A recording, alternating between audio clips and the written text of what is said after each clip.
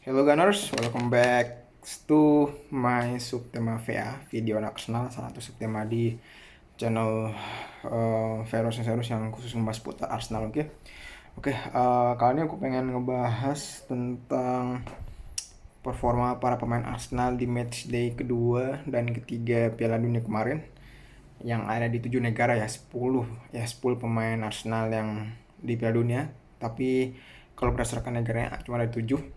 Mulai dari negara Inggris dulu, yakni ada Bukayo Saka, Ramsdale sama Ben White ya. Sayangnya di laga kedua sama ketiga Ben White sama Ramsdale tidak hadir, bahkan Ben White sebelum laga ketiga udah pulang duluan karena alasan pribadi katanya. Dan Saka kalau nggak salah hanya bermain di match kedua malah, sisanya kalau nggak match dua ketiga sisanya dia nggak. Nah, aku lihat performa Saka di sini tuh cukup adaptif ya, mengingat Inggris tidak memainkan sepak bola yang banyak kombinasi, banyak menyerang, dalam artian banyak kombinasi menyerangnya.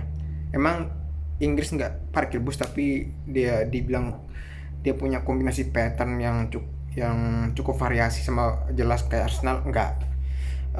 Namun di situ gue saya syukurnya bisa beradaptasi gitu. Dia bermain cukup efektif dalam artian dia ketika megang bola nggak lama-lama langsung oper, langsung kasih umpan. Kalaupun dia diumpan, dia segera menggolkan, dan dia bisa menggolkan ternyata ketika dikasih umpan oleh rekan-rekannya gitu. Dan itu cukup impresif sih Saka ya. Salah satu pemain sayapnya cukup underrated sih, karena orang kan lebih ngelihatnya kayak siapa namanya, Sterling maupun pemain 100 juta dari City gitu kan, si Grealish gitu. uh, Overall gue cukup impress lah dengan Saka gitu. Selanjutnya ke negara gede lainnya, yakni Brazil ya, yang di sana ada Martinelli sama Gabriel. Namun sayangnya Gabriel di keduanya kalau nggak salah tetap dimainkan sebagai sub di menit ke-70-an ke atas di match kedua sama ketiga, kalau nggak match ketiga aja kalau nggak salah. Nah, namun Gabriel sayangnya di match ketiga dia udah cedera duluan, dan dari kabar terbaru sejak video ini buat diperkirakan kalau tidak serius cuma hitungan minggu. Kalau bisa sampai serius itu bisa sampai 2 sampai 3 bulan, cukup mengkhawatirkan ya. Nah, kemudian apa lagi ya dari Brazil? Aku ngeliat kalau Brazil nih si Gabriel sama Jesus ya, lebih Jesus sama si Martinelli ini agak kurang bersinar. Dalam artian Martinelli ini sebenarnya pemain yang cukup pas-pasan ya, dalam artian pas-pasan walaupun dia pekerja keras ya. Dia bekerja keras, mau lari mau track back atau lari mengambil bola ketika dia sedang tidak bertahan, sesuatu yang agak sulit dimiliki apa namanya, pemain menyerang lain. Kasarannya di naluri menyerang dan bertahan itu cukup balance lah gitu si Martinelli. Nah, namun masalahnya Martinelli ketika dia tidak berada di sistem yang mengembangkan dirinya kayak di Arsenal, lebih ke kayak jarak antar pemain jauh, lebih mengandalkan skill. Di sana dia terbatas karena nih orang skillnya terbatas, dan juga visinya itu nggak sebagus rekan-rekan Brasilnya yang lain gitu. Jadinya dia agak kurang kelihatan gitu, cuma lari-lari terus cuma lari terus crossing lah gitu doang gitu. Mirip kayak kalau kalian lihat tuh Tierney era-era sebelum musim 21-22 lah, suka maju maju ke depan sprint udah crossing gitu doang gitu, sisanya hilang bola dan nggak kelihatan gitu. Nah, beda dengan Gabriel di Brazil ini sepertinya dia kayak lebih ke striker murni ya, lebih suka nunggu di depan gitu, terus nanti tinggal nunggu dikasih umpan. Dan sebenarnya nggak ada yang buruk sih, nggak ada yang buruk dari sistem itu. Hanya saja ketika tengah tengahnya Brasil itu juga sama-sama lapis 2 yang diturunkan, itu kayak kurang chemistry ya aku lihat kalau misalkan lapis 2 tengahnya itu diturunkan bersama dengan Gabriel, karena agak sulit ngumpan, sulit kasih kreativitas apa, sehingga Gabriel kayak cuma muter-muter dong di kotak penalti gitu. Nggak kelihatan, padahal dia sudah buka ruang, berusaha buat apa namanya, pergi ke samping buat tukeran sama mungkin sayapnya untuk sayap nanti maju ke tengah. Tapi ya emang sistemnya aja sih yang kurang bisa mengakomodir perannya mengakomodir si kapasitasnya. Maksudnya kayak seberapa si Gabriel bisa berkontribusi gitu. Dengan sistem ini dia agak kurang kelihatan berkontribusi gitu. Oke, next itu kemudian dari negara Perancis ya. Sayangnya Saliba cuma di match day ketiga pas lawan siapa namanya? Pas lawan Tunisia ya. Dia bermain sama 30 menit kurang lebih kalau nggak aku lupa itu. Pokoknya cukup lama dia main di situ. Aku lihat Saliba kurang lebih sama kayak ini ya, sama kayak Saka gitu, bermain efektif atau apa. Namun ya bisa dilihat kayaknya si De Jong itu tidak seberapa percaya dengan si Saliba ini, lebih mempercayakan Upamecano ya. Upamecano kalau nggak Konate gitu buat pendampingnya si Varane gitu.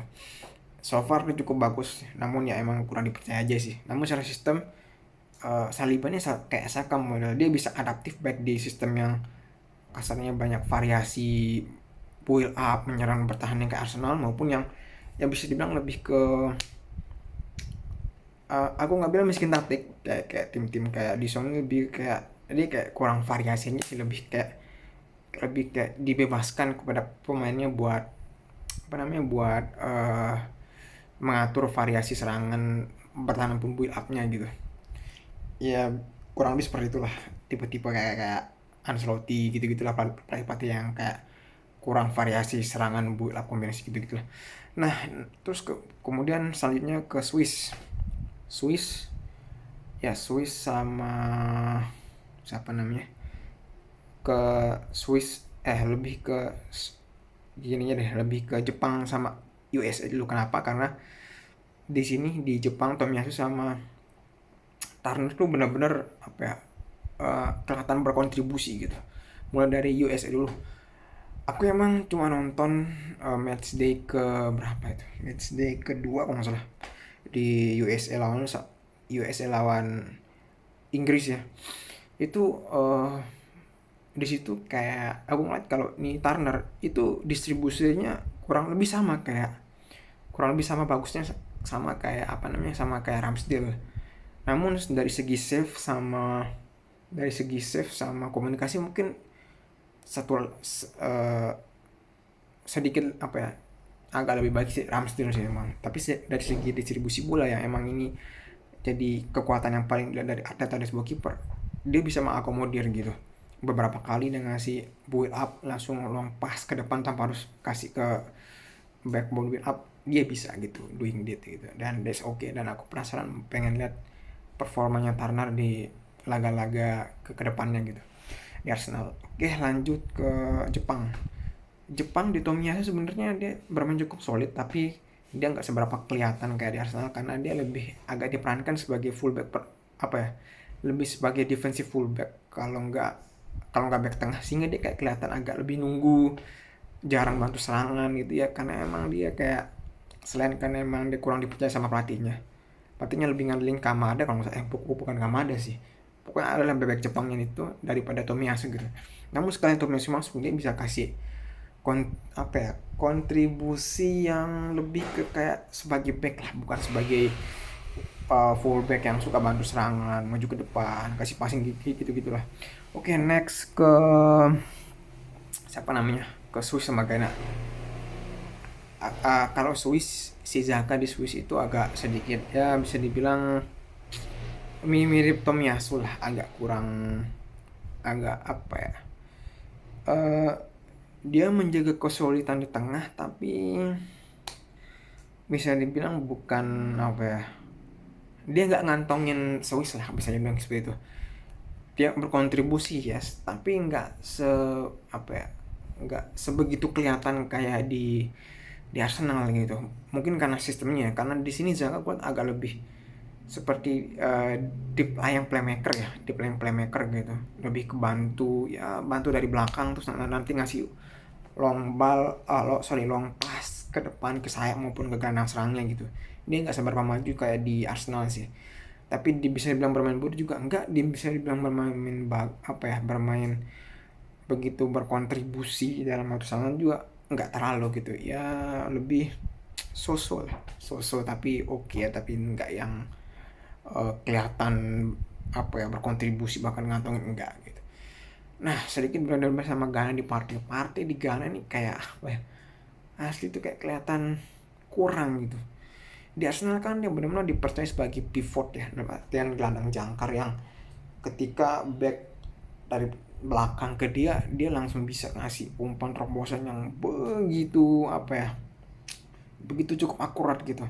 Biasanya tipe-tipe gelandang pertahanan tuh ya, kalau udah, kalau nggak habis nekel ya udah, nanti dia long pass ke kiri, apa, ke depan kiri, kalau nggak ke depan kanan, maksudnya ke ujung flank kiri maupun flank kanan gitu. Kalau enggak ya, kalau misalkan mau umpan bawah ya dia biasanya kasih ke rekan pivotnya gitu, atau ke rekan gelandang yang lain, karena emang eh, terbatasnya dia di sini gitu. Beda sama Pardi itu sekali yang ngerebut, dia nggak perlu long pass ke depan, tapi cukup kasih umpan, apa, umpan datar yang lewat timing dan visi yang bagus, dia can create apa ya, good pass gitu loh ke depan. Itu yang something yang agak udang, mungkin selain di tim tier tier 1 di 5 liga teratas, di 5 liga atas Eropa nggak banyak gelandang seperti itu. Mungkin adanya di tim-tim top, tapi kan tim-tim top itu bisa agak jualnya mahal gitu.